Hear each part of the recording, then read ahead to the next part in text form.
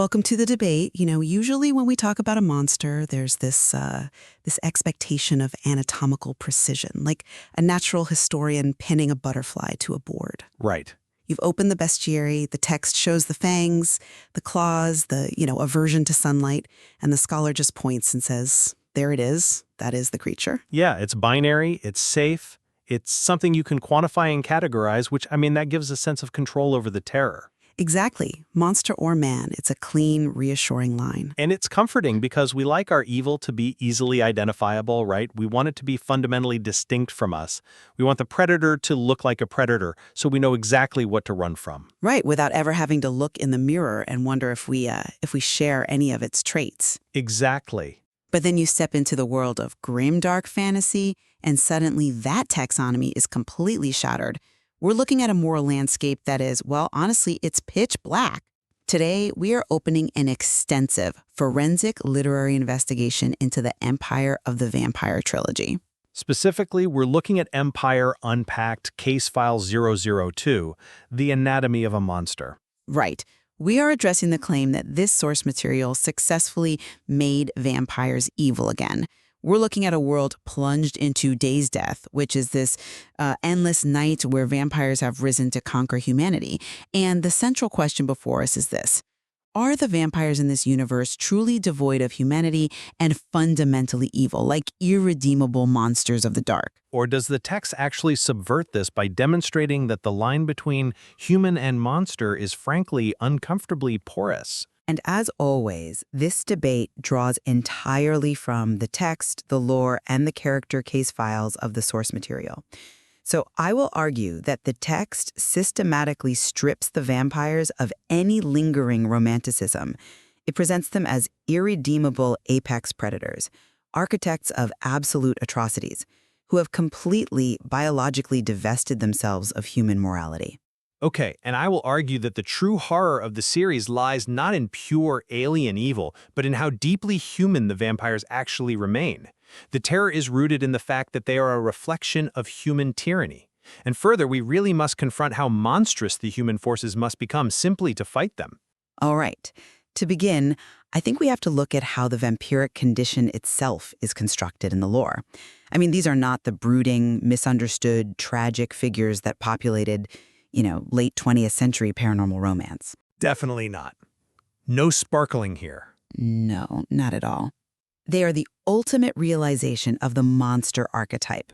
And they are defined by a complete biological and psychological divestment of human morality. The lore explicitly details how a vampire loses its humanity over time. It's not just a moral failing. It's a documented, systemic degradation of the soul, tied directly to their physiological aging. But is it a degradation of the soul or just a psychological adaptation to eternity? I would argue it's a physiological imperative.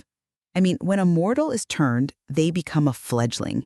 And the text shows us that at this stage, they might still gasp in surprise. They might blink out of habit. Right. Muscle memory. Clinging to the phantom limbs of their human morality. But as they age, as they transition into the mediae status, after a century or so of murder, the biological reality of what they are burns away those phantom limbs. They become utterly devoid of human empathy. Okay, but... And by the time they reach ancien status, the elders of the bloodlines, they are entirely alien. See, I understand why you focus on the physiological aging process, but I look at it from a different angle. The transition from fledgling to ancien doesn't erase their humanity. It simply strips away the societal inhibitions that keep human cruelty in check. How so? Think about human history. If a human tyrant were given absolute power, invulnerability, and say 500 years to rule without consequence, wouldn't they look exactly like an ancien? Well, the callousness you're describing isn't alien. It's what happens to human empathy when it is no longer required for survival. I see why you think that, but let me give you a different perspective.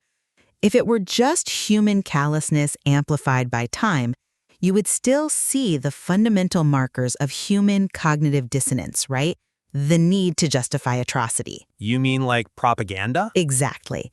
Human tyrants usually invent elaborate philosophies to justify their slaughter. The vampires in this text just don't bother. To prove this, we only need to look at the systemic, industrialized cruelties they enact. They operate completely outside the bounds of human rationalization. Okay, give me an example. Take the endless night of Day's death. It wasn't just a tragic astrological phenomenon. It was immediately weaponized by the eldest vampires, like Fabién Voss, the Forever King.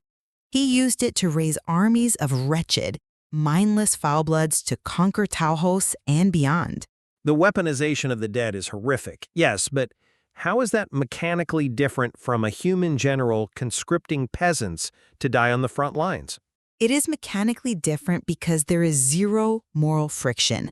A human general, no matter how ruthless, has to manage the morale of his troops, the fear of mutiny, the logistics of supplying them. And the psychological toll, sure. Yes, the psychological toll of the slaughter, Fabién Voss circumvents all of that. The Voss bloodline, the Iron Heart, they use telepathy to command the wretched. They march in perfect, silent lockstep. This is the weaponization of human corpses on a continental scale. Treat it with the same emotional detachment a human might have when, I don't know, organizing a tool shed. A tool shed? Wow. It's true. It's not malice born of human flaw. It's the cold logistics of a predator managing its environment. Look, I'm not convinced by that line of reasoning because you're looking at the wretched as the primary example of their society, but the wretched are essentially drones. If we want to look at the vampires themselves, we have to look at how they structure their actual society. Which is monstrous. But when we do look at it, we see a direct mirror of human aristocratic tyranny. The categorization of vampires into servage, famille, and submission that mirrors human social hierarchies perfectly. They have blood slavery, bloodline loyalty, and a rigid feudal system where the young must submit to the elders. Sure, but this isn't the behavior of a solitary apex predator. This is the behavior of a human aristocracy. I have to push back on that analogy. Calling it human aristocracy implies a shared cultural foundation. Consider the vampires as a virus or a parasite that has simply co-opted human social structures for efficiency. So you're saying it's camouflage? Precisely. Their aristocracy isn't a culture born of human endeavor, art, or philosophy. It's a more organized slaughterhouse. A parasite mimics the host to survive and extract resources. The titles, the Forever King or the Black Heart, and the fine silks they wear, the balls they hold, these are just the trappings they wear to manage their human cattle and keep their own competitive bloodlines in check. But if it were purely a mechanism for managing cattle, why would they care so deeply about the aesthetics of it?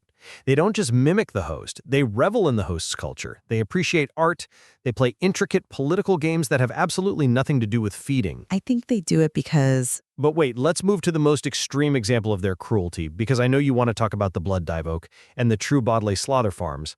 Oh, absolutely I do. Because the slaughter farms completely dismantle the idea that they are just playing at human aristocracy. The dive oaks, the untamed, they are brutes granted unholy super strength, which is eventually magnified by the corrupted blood of dusk dancers. Right.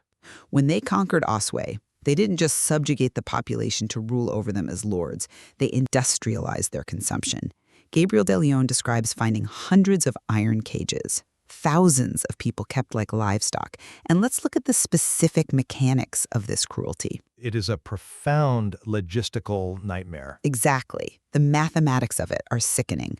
They capture these people, and to keep the blood supply fresh without having to constantly hunt, they literally feed the slaughtered corpses of the dead captives to the living captives in the cages. God, yeah. They feed humans to humans just to sustain the herd. That is not a human flaw. That is an abattoir. It is pure, systemic, unfeeling evil. A human tyrant wants subjugation. The vampires want a factory farm. I acknowledge the absolute horror of Trier Ballet. The imagery of those iron cages, the despair, the sheer scale of the operation, it is meant to turn the stomach. But I have to challenge the idea that this is an unfeeling alien evil. How can you not? I reframe this entire system as a dark, uncomfortable reflection of human history. Factory farming, industrialized warfare, chattel slavery. These are fundamentally human concepts. The vampires didn't invent the assembly line of cruelty. They just have the luxury of eternity and the biological necessity of blood to perfect it. But human factory farming is born of a disconnect. We put the slaughterhouse out of sight because human beings generally cannot tolerate the reality of it. The Divork live in it. They revel in it. They don't have that psychological disconnect. Some of them revel in it, yes. But look at the Divork's leadership. Look at Nikita Divork, the Black Heart. They posture as this proud warrior race, right?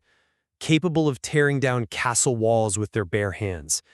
Their creed is literally deeds, not words. But beneath that facade, what does the text actually show us about Nikita's character? That he is an incredibly dangerous ancient predator who has survived for centuries. He has survived because he is fundamentally a coward. A coward? Yes. The text repeatedly subverts the terrifying image of the Divork.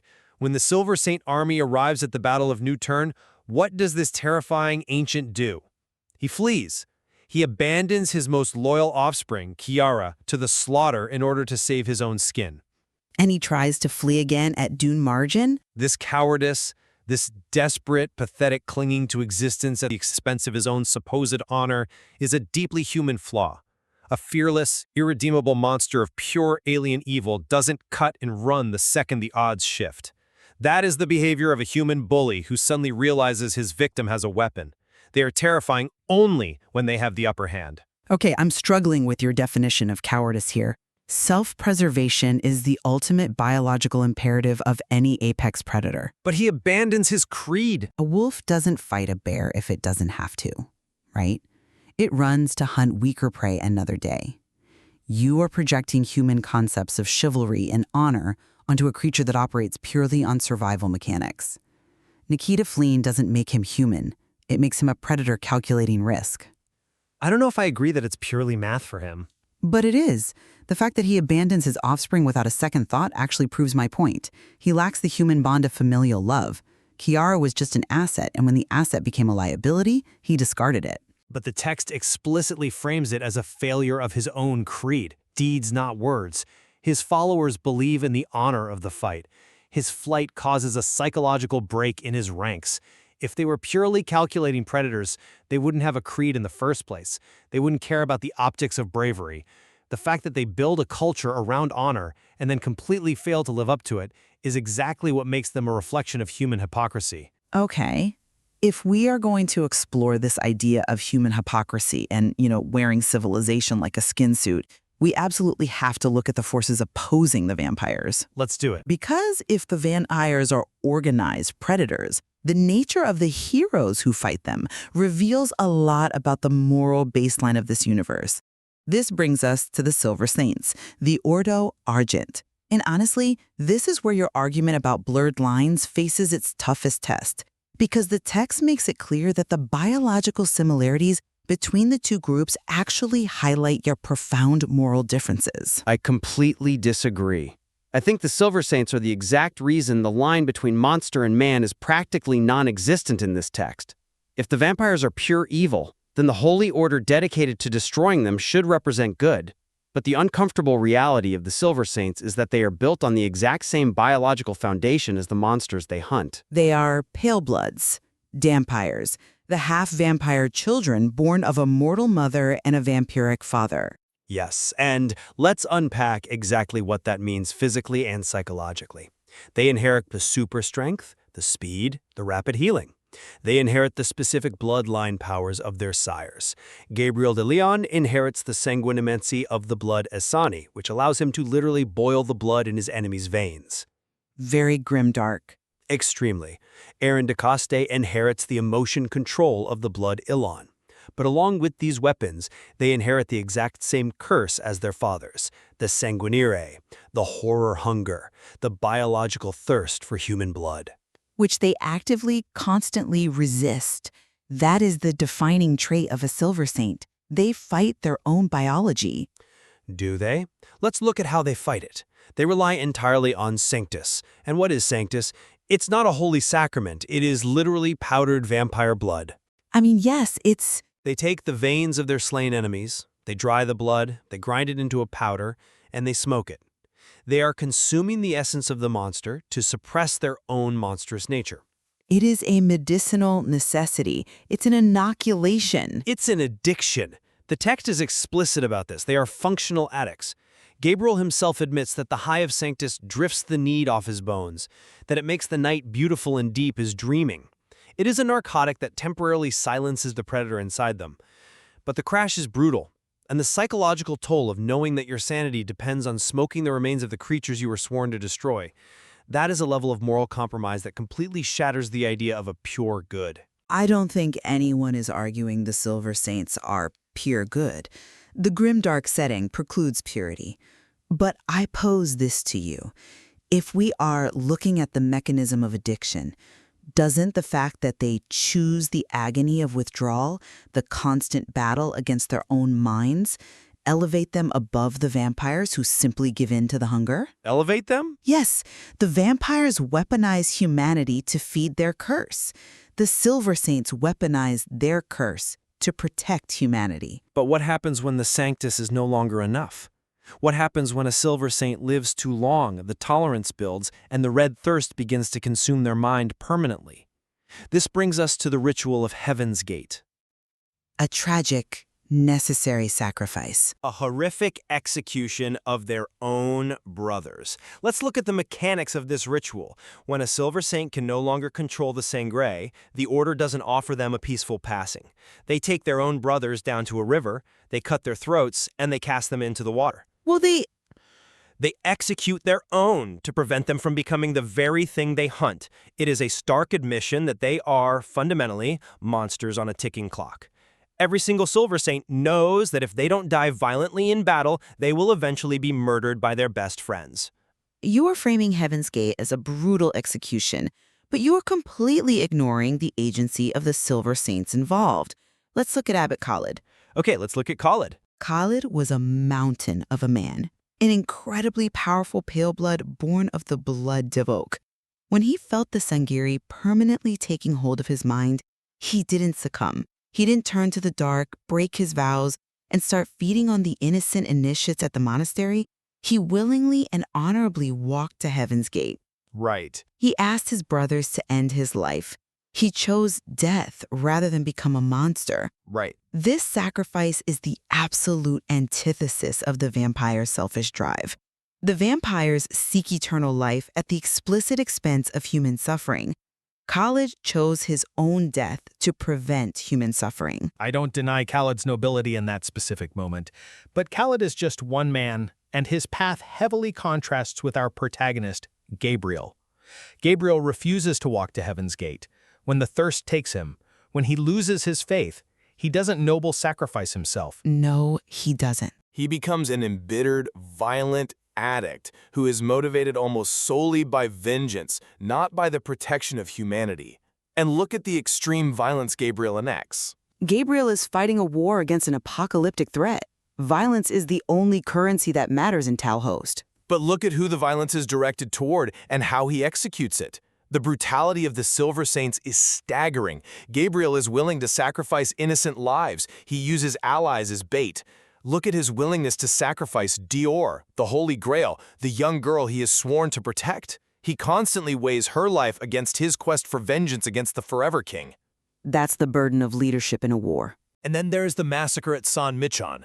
Gabriel slaughters the nuns of the Silver Sorority, his own allies, mortal women dedicated to the same god to protect his secrets and achieve his goals. He melts the brains of his former mentors. He cuts down innocents. The text actively forces the reader to question who the real monster is when the supposed hero is butchering holy women in a sanctuary. That's a very intense interpretation of San Michan. Gabriel's actions are horrific, yes, but they are driven by a desperate calculus to save the Grail, which represents the literal salvation of the world. The ends justify the means? A trolley problem where every track is covered in blood. The biological similarities between the Silver Saints and the vampires, the speed, the strength, the hunger, only serve to highlight the profound moral difference of choice. I don't know. The Pale Bloods are born with a curse entirely against their will. They are the product of violation, but they choose to dedicate their lives to fighting it. They take vows of celibacy to ensure their accursed bloodlines end with them. They accept a life of asceticism and constant warfare. The vampires embrace the monster. The Silver Saints chain it. But they still consume human blood? When Sanctus isn't available, when Gabriel is desperate, he feeds on his own wife, Astrid. With her explicit consent. That is the fundamental difference. The vampires take, the Silver Saints sacrifice. Astrid offers her blood out of love to keep her husband sane. A vampire would take her blood, turn her into a thrall, and discard her. I think leaning on consent in a dynamic where a superpowered starving addict is feeding on his mortal wife is incredibly morally complicated, and the text wants us to feel that discomfort. But let's pivot, because if we've established that the heroes are deeply tainted by monstrous biology, we have to examine the other side of the mirror. Right, the characters. Exactly. Are the monsters tainted by lingering humanity? This brings us to the character case studies, because the narrative does not paint its antagonists with a single monolithic brush of evil. Let's look closely at Aaron de Coste. Aaron's fate is perhaps the most tragic narrative arc in the entire series. It really is. And it's tragic because his humanity survives the transition into death. Aaron was a Silver Saint, Gabriel's rival, who eventually became his closest friend. He and his lover Baptiste tried to escape the war, living in exile until they were dragged back in. Aaron is killed in battle, but because of his powerful bloodline, he revives as a high-blood vampire. Under the worst circumstances. Yes.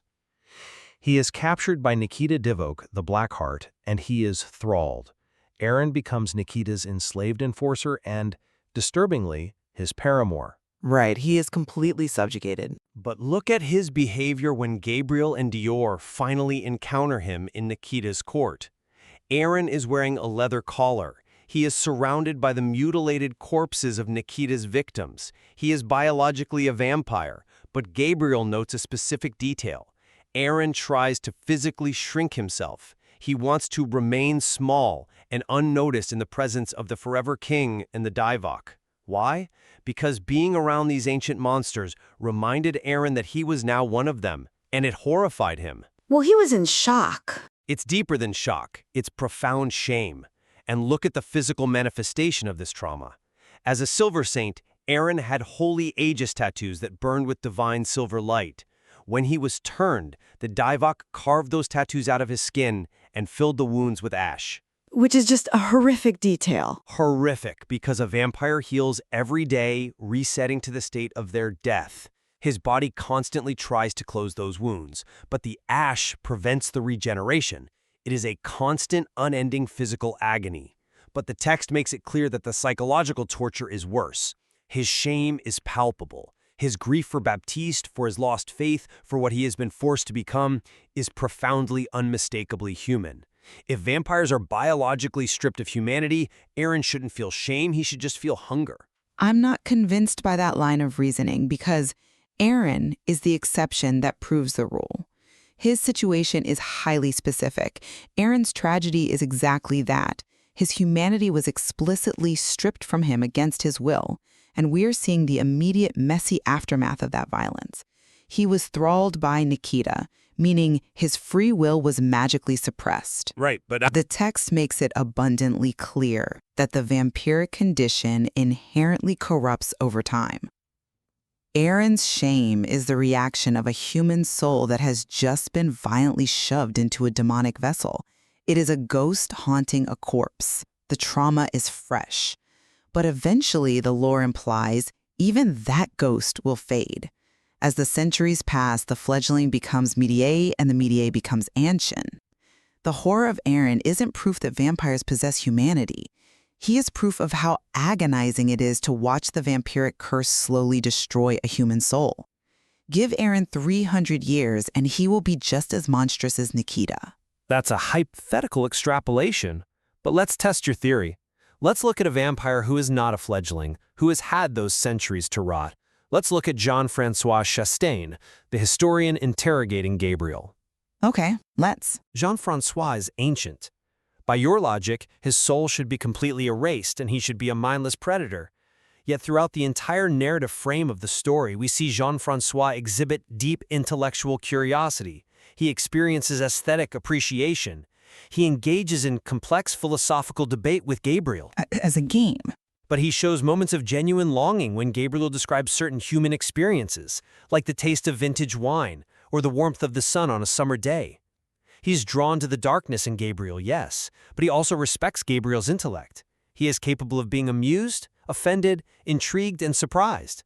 This isn't a mindless predator. This is a highly cultured, emotionally complex being. Cultured, yes.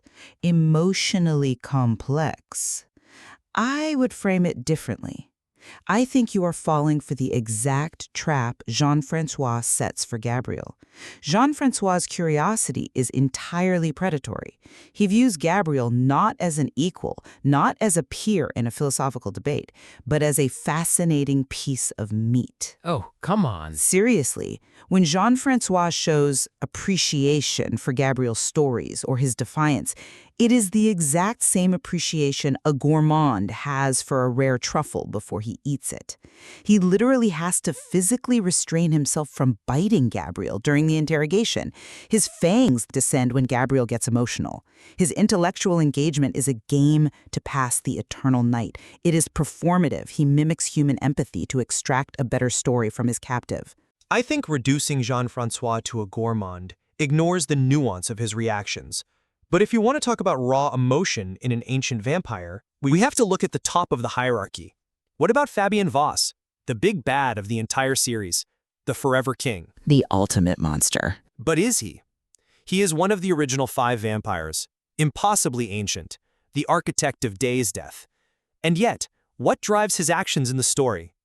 When his daughters are killed, when Laura is slain by Gabriel, and later when Alba and Elaine, the terrors, are destroyed, Fabién exhibits profound, paralyzing grief. I wouldn't call it grief. He is motivated by a father's vengeance.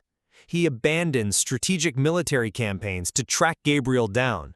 He doesn't do this out of political necessity. He does it out of absolute, raging sorrow for the loss of his children. How can you argue that a creature capable of such deep, devastating, irrational love for his daughters is entirely devoid of human emotion? Because we have to analyze the nature of that love. That love is entirely proprietary. Fabién Voss's love for his daughters is the love of a tyrant for his favorite possessions. It is an extension of his own monumental, fragile ego. The Voss creed is all shall kneel. When Laura is killed, Fabién doesn't mourn the loss of a beautiful soul. He rages that someone dared to break one of his most valuable assets. His grief is just narcissistic injury. And look at how he expresses that grief. He seeks eye for an eye vengeance. He goes infinitely further than that. He tracks Gabriel to his hidden, peaceful sanctuary. He slaughters Gabriel's innocent wife, Astrid, and their young daughter, Patience. And he doesn't just kill Astrid. He turns her into a vampire right in front of Gabriel, forcing Gabriel to execute his own wife to save her soul. Fabién justifies this absolute psychopathic atrocity under the guise of a father's vengeance. It's awful, yes. That isn't human grief. Human grief seeks closure, perhaps justice. Fabién's reaction is apocalyptic cruelty. It proved my point entirely. Whatever vestiges of human emotion remain in an ancien like Voss are twisted into unrecognizable, malicious parodies of love. It is ego masquerading as fatherhood. Well, I come at it from a different way. If their emotions are just malicious parodies, if they are purely evil and irredeemable, why do we, the readers, occasionally pity them? Why does Gabriel, our narrator, occasionally show them pity?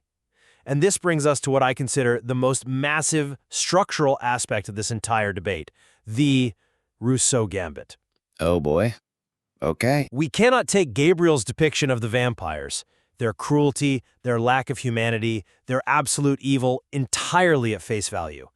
Because Gabriel admits on the page that he's an unreliable narrator. The Rousseau Gambit. It is a fascinating structural element to the narrative. I'll grant you that. It changes everything. Gabriel confesses near to the end of the second book that his entire recounting of his life story to Jean-François was a strategic manipulation. He needed to buy time for the Highland armies to arrive. He was stalling. And to do that, he admits to lying about key emotional moments in his story. Small embellishments. Not just small ones. He lied about his dead holy tattoos briefly rekindling with divine light, just to make his story more dramatic and sympathetic to the historian. Most damningly, he lied to Jean-François about his daughter, Patience. He let Jean-François believe that Patience was still alive, trapped in the Forever King's grasp, specifically to evoke pity from the vampire. Which proves Gabriel's tactical brilliance. But think about the implications. Gabriel explicitly states that pity could achieve what affection could not. Time. He engineered the emotions of his captor, and by extension, he engineered the emotions of the reader. So, if Gabriel is actively manipulating the narrative to make himself look like a tragic, burdened hero and painting the vampires as unmitigated monsters, we have to question the epistemology of the entire text. You're saying we throw out the whole history? I'm saying, is Gabriel painting the vampires as purely monstrous to justify his own descent into darkness? Is he exaggerating the cruelty of the Divock slaughter farms, or framing Fabién Voss's grief as purely narcissistic to excuse the fact that he himself slaughtered the nuns at Saint-Michon? The Empire Unpacked Pace Files explicitly raised this theory. Once a witness knowingly falsifies major pieces of evidence to manipulate a jury, you don't stop listening to their testimony, but you absolutely stop accepting their moral judgments at face value. Gabriel needs the vampires to be pure evil so he doesn't have to face the reality that he is no better than they are. That's a very interesting point, though. I would frame it differently. The Rousseau Gambit proves Gabriel is a flawed, desperate man fighting an asymmetrical war. It proves he's willing to weaponize a narrative. But it does not erase the corroborated historical facts of the world Christophe built. But we only know the world through Gabriel. Gabriel might lie about his tattoos glowing to add some poetic flair, but he didn't invent Day's death. He didn't invent the fact that the sun vanished and the vampires immediately enslaved the continent. He didn't invent the Triorba Billy slaughter farms. We only have his word on the scale of those farms. Not true. Lachlan, his apprentice, who is a son of the Divock Priori, corroborates their existence and is horrified by them. The atrocities are historical reality within the universe. Furthermore, Gabriel's manipulation of Jean-François relies on a very specific dynamic. It relies on the fact that Jean-François does possess enough lingering human psychology to be manipulated by a tragic story. Exactly. I can see that. But Jean-François' susceptibility to a good story, his intellectual vanity, doesn't absolve his species of their industrialized genocide. Being a good listener doesn't make you a good person when you are simultaneously subjugating humanity. But it does prove that a moral compass, however twisted, still exists within the undead. If they were purely alien, purely biological predators, as you argued earlier, Gabriel's gambit wouldn't have worked. A wolf doesn't feel pity for the tragic backstory of the deer. Jean-François felt pity. And if we want absolute proof of a vampiric moral compass, a genuine grappling with right and wrong, we have to look at the blood Asani, the faithful. The religious, cannibalistic vampires. I was wondering when you would bring them up. They are crucial to understanding the spiritual mechanics of this universe. Selene, Gabriel's mortal half-sister, is turned and becomes Liathe, an Asani. The Asani believe their undead state is a literal curse, a damnation by God. To avoid hell, they believe they must hunt down and consume the souls of other vampires, safeguarding them within their own bodies until Judgment Day. It is a horrifying religion. It is a terrifying, twisted religion, and they are feared by all other bloodlines. But stop and think about what that theological framework actually means. The Asani view their own condition as an abomination. They feel religious guilt. They are actively trying to atone for the sin of their existence. A species that is fundamentally, biologically evil, completely divorced from humanity, would not possess the capacity for religious guilt. They wouldn't desire redemption. Selene retains her love for Gabriel, even as it is twisted by her trauma in her nightmare face. She is fighting for the salvation of humanity by hunting her own kind. The Asani definitively prove that the vampiric condition does not automatically erase the soul or the conscience. But look at the horrific cost of the Essenes' morality. To save souls, they commit monstrous, literal cannibalism. They absorb the minds of the vampires they eat, creating this schizophrenic hive mind that drives their elders, like Wulfric, into raging, violent insanity. Their attempt at morality is inherently horrific and destructive.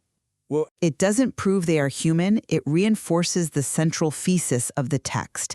In this world, the vampiric condition taints everything it touches. Even the desire for redemption requires bathing in blood.